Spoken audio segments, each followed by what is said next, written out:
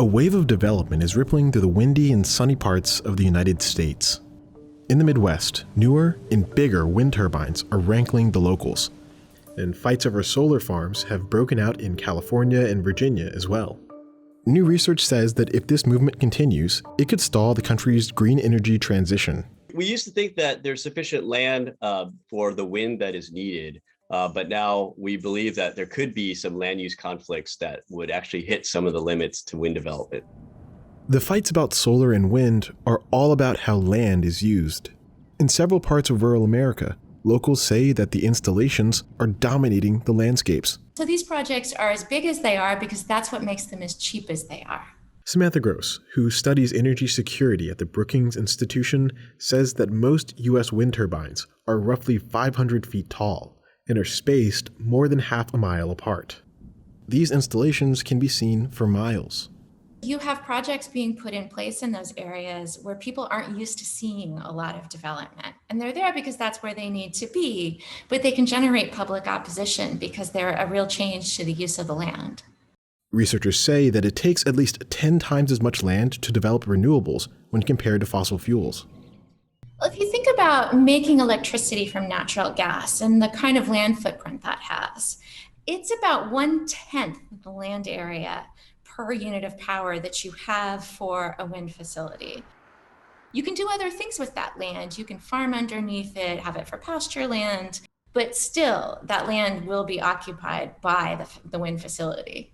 Despite these land use issues, financiers and leaders in Washington are pouring money into new green energy projects. What we as a country should do is make smart, sustainable investments with appropriate financing to make this nation more productive, to advance America's leadership in clean energy, to win the jobs of the future, while meeting the threat of climate change. The high level of interest in clean energy is causing controversy as the rubber hits the road out in the country.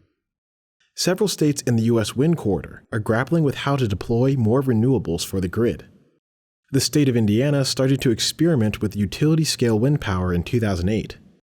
As of 2021, 40 of the state's 92 counties have some amount of wind or solar development. But a groundswell of activism has taken over county and state-level politics. Citizens across Indiana have campaigned against new clean energy developments, arguing that the structures are an economic scam that will be a nuisance to public health, biodiversity, and local property values. The movement gained influence over the years. As of 2021, more than 30 Indiana counties have restricted the development of utility-scale renewables. Many use setback requirements, which determine how far away projects must be removed from existing properties. This tactic can keep turbines away from homes, which reduces the flickering shadows and noise created by the installations. But some residents would like to see the bans on renewables come to an end. There are folks who are saying, wait a minute, my county lost millions of dollars in tax revenue. State legislators like Ed Soliday, a Republican representing Valparaiso, Indiana, say that the restrictions may harm the region's economy. In 2021, Soliday wrote and introduced House Bill 1381, which would have prevented counties from issuing outright bans on wind and solar projects. The one thing we know for sure is there's a market for renewable energy, and we can either pay ever-rising transmission costs to buy it from someone else, or we can participate in the market here in Indiana. The bill introduced by Soliday died in the state's 2021 legislative session as locals push back. He says a similar battle is unfolding over solar energy. That same group that opposed wind has now come up with health arguments, visual arguments against solar panels. And most of those will not stand up to peer review. It's important that these projects are designed to be serving the community as a whole, because if they're not designed that way, it can lead to downstream flooding, it can lead to resentment, and therefore antagonism, and therefore opposition to these projects. Jesse Carbonda is the executive director at the Hoosier Environmental Council. His group supports renewable energy. By the end of the decade, the overall land footprint of the solar farms in Indiana could be of the size of the entire Indiana State Park system. And so how solar farms are designed in the backdrop of climate change really matters. because they can act as an agent for community resilience in the face of more intense and more frequent flooding, or they could exacerbate it if they're designed poorly. Critics say that the solar farms will eliminate farmland and could disrupt natural habitats. Similar conflicts have broken out across the plains of Kansas and Ohio, in the sunny California desert, and along the windy northern Atlantic coast.